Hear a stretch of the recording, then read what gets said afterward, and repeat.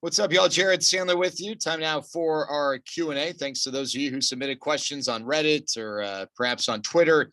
We'll do more of these. So if you didn't get your question in, you can always just tweet me at Jared Sandler, and I'll try to give you the best response I can over Twitter. We'll also do another video version of these, so you can always save your questions if they're not time sensitive. But let's get right to it. In no particular order, let's start with Andrew. He wants to know, does Wes Benjamin be an option, make Lyles a starter now? He's looked really good through 3 starts from what I've been able to see. I would say that, the assessment of Jordan Lyles looking really good through 3 starts maybe is a little generous. I think that you're still going to be prepared to have a multi-inning guy, but I do think it's trending more towards Jordan Lyles getting normal starters treatment. For instance, he starts tonight.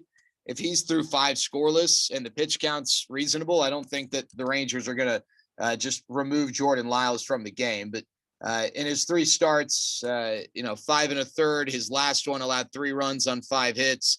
His first start, he looked great. 8 strikeouts over 5 2/3 innings, just 5 strikeouts over 9 2/3 since. He's been a little more hittable, but definitely a better version of Jordan Lyles this year than what we saw last year. From Rep Paris, what does this team need to compete this year?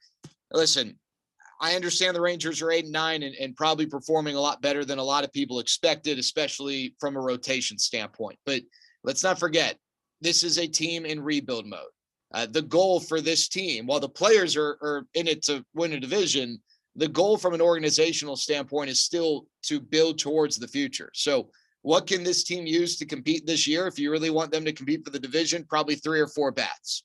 If you want, just to be honest, to be realistic here. You can always make bullpen moves, and they certainly would have to if that was the case. But the Rangers are not going to compromise their future to try and win this year. We're just 17 games into the season. Even if we were 67 games into the season and the Rangers were hovering around 500, you're not going to just kind of on a whim change course out of the chance that maybe you make the playoffs, even though when you stack the Rangers roster up to other American League contending teams, it just, the odds are not in their favor, and you've got to be smart here. So that's kind of the approach I think the Rangers are going to take. Justin wants to know, what did I eat for breakfast? And if I had the resources for the perfect breakfast, what it would be. It's a great question. This morning, I had a toasted piece of Ezekiel bread with peanut butter, almond butter, actually, and sliced bananas. I'm trying to eat a little healthier these days, but if I had all the resources, you got to have an omelet with all the meats, maybe even a breakfast pizza. I mean, I love pizza, so why not use it for breakfast? Waffle, pancake, and French toast. I need whipped cream for all 3. Give me some watermelon and obviously bacon, sausage links. Why not even sausage patties, crispy hash browns, scrambled eggs with cheese, if I didn't mention that already. I mean, I love breakfast, so I'll just have all the breakfast foods. Breakfast buffets back in the day when buffets were a thing, those were the best. Gil Lebreton, former writer for the Star Telegram, wants to know, what do I think a realistic outlook for Adolis Garcia would be? I think, I mentioned this on the post-game show last night. There are 4 avenues here for Adolis Garcia. One is total late bloomer, future, really good everyday player, and maybe more than that. One is the Danny Santana route. Late bloomer, has a good year, and then it just, isn't able to replicate it because the league catches up. One is, solid. It just ends up being a decent player. On some teams, a 4th outfielder. On other teams, a starter. And then the other avenue, which typically in cases like this is the most likely, is small sample size. And he is kind of who he is. And there's a reason why he hasn't emerged as a big leaguer until now. I don't necessarily think that is what it is. Although, despite all the excitement with what he's done over the last week, that still is one that needs to be recognized with, a high probability. I think Adolis Garcia is probably a major league player who can start on some teams and is a good 4th outfielder on others. I would love to believe he's more, and I think he's got the potential because the tools are really impressive, but I just need to see a little bit more than 1 week before I graduate from that stance. But I'll tell you this, I'm fully on board with giving him this entire season to show who he is and to show what he is. But then remember, that just means that next year he's got to come back and do it again. The league does get a book on guys. The league does catch up, and you got to be able to catch up back to the league as they make adjustments on you. And typically swing and miss guys who chase, those guys have a tougher time adjusting to the adjustments made against them. Rob wants to know, what are the chances that the starting pitchers maintain this level of success? Well, I wouldn't bet the Rangers are a top 10 rotation ERA team when the season ends. In part because once you start getting into some injuries, maybe the depth isn't there. Right now, the Rangers are second in the American League in rotation ERA, seventh in the majors. I don't expect those numbers to keep up, but I do think the Rangers rotation is probably better than what a lot of people anticipated. I think Kyle Gibson, I said going in, he was going to have a better year. I didn't think he'd, put together the stretch he's put together since his horrible opening day start, but I did think he was going to be a high threes ERA starter. I mentioned Kohei Arihara. At least I think we'll have a good first half of the season. We'll see how the league adjusts. Mike Fultonevich is the wild card. And, I definitely didn't know what to expect out of the tandem spot. So, that's where, I've been pleasantly surprised with what the Rangers have gotten out of the tandem spots. I like Dane Dunning, and I expect Dane Dunning to be a good pitcher. I just, I don't know that I could have necessarily predicted to this point he'd allow one earned run in his first three outings. But I do think this is going to be a competitive rotation. Right now, they're a great rotation performance-wise. I think ultimately they fall back and they just become a competitive rotation. There's nothing wrong with that. Aaron wants to know, if the Rangers stay at 500 the whole year, any chance they sneak into a wild card spot? Unlikely, Aaron. I think, first of all, if you look at the division, the Angels and the Astros and the A's are not, cakewalks, and that doesn't even include the Mariners, who right now are the best team of the division. The Rangers have to be at worst the third best team in their division. I don't know if they are that. And I don't know if 500 gets you that role. I think if you're going to be a playoff team, we've seen here recently, 90 wins is the conversation starter to get a wild card spot. Now, maybe in the AL West to win the division, it might be less, because when I look at the AL West, I don't know if I see a true 90-win team. But if you don't win the AL West and you don't have 90 wins, you're not getting a wild card spot. So I think 500 probably isn't going to do it. Asai wants to know, what are the possible players the Rangers trade away at the deadline? Asai, I guess the way I'd answer that is the only player who would surprise me if the Rangers traded away at the deadline would be Leody Taveras and maybe Isaiah Kiner-Falefa. I think everyone else is a possibility on a team that's rebuilding. Any reliever is always an option. So anyone who's in the bullpen, I think Kyle Gibson certainly is an option. I think Mike Fultonevich could, be traded. I think any of those guys, maybe Kohei Arihara is a guy they'd like to keep around a little bit.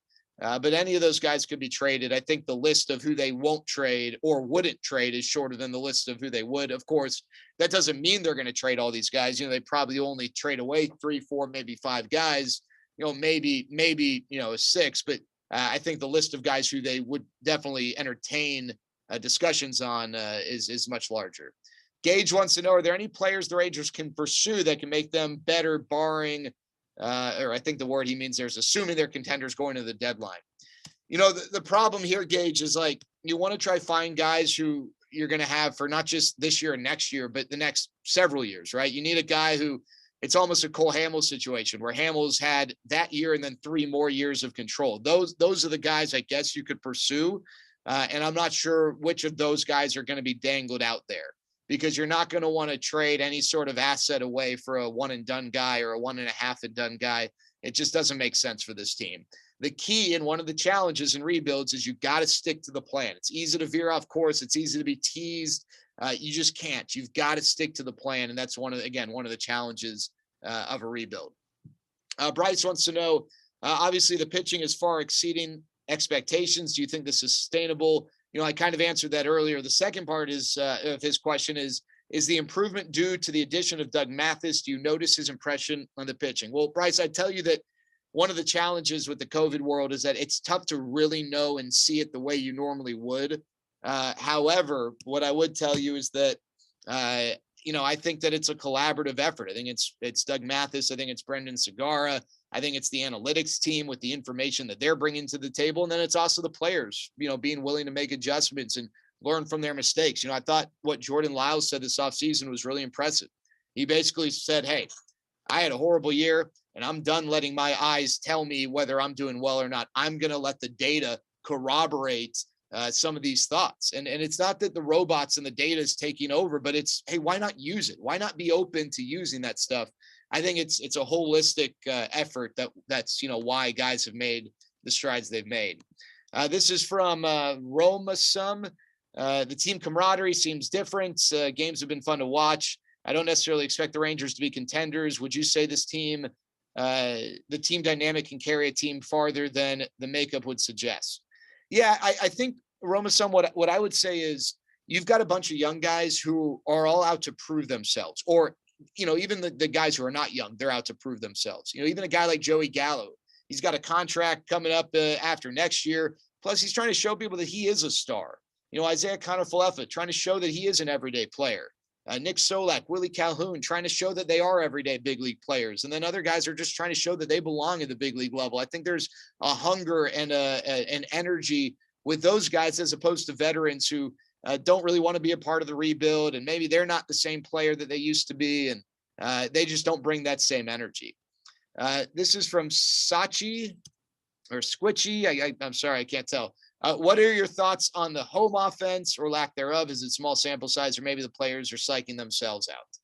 I do think there could be an element of the mental block. I'm not going to dismiss that. I can't know how to quantify it, but I do think that could exist.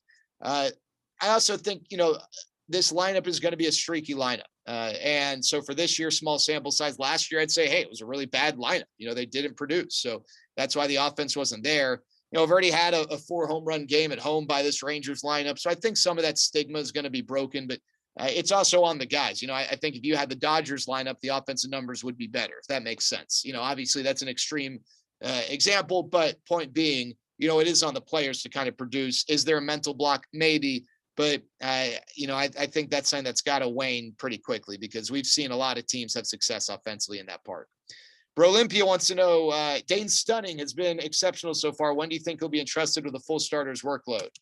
Maybe next year, maybe the year after. It depends. If he gets to 125 innings this year, I could see him getting to 160, 175 next year. And then, maybe going 200 after that. I think that it's, that's definitely a possibility. Again, next year is probably not a year in which the Rangers are going for, a World Series. And so because of that, you're probably, you're probably going to be smart. You're not going to necessarily have them on the same limit you have them on now, but you're going to be smart with how you approach that. Indy wants to know any ideas on which guys, Allard, Hearn, Cody, King, etc., will be sent down to Round Rock once their season starts to stretch out back into starters. Cody and Hearn have had mixed results as tandem relievers, regular relievers so far, and maybe stretching out in AAA will help. It's a fair question. I think Taylor Hearn's got to show that he can handle a starter's workload. I don't think that his performance is necessarily warranted that. If he gets sent down, I think it would be because he needs to work on things, as opposed to, hey, let's get him back to being a starter. I think that, with Kyle Cody, he's got the opportunity to pitch multiple innings.